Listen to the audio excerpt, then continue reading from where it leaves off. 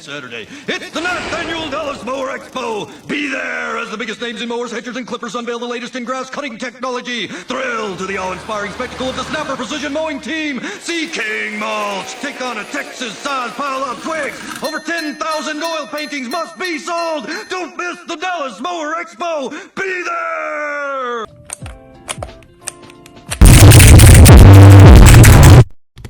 Yeah!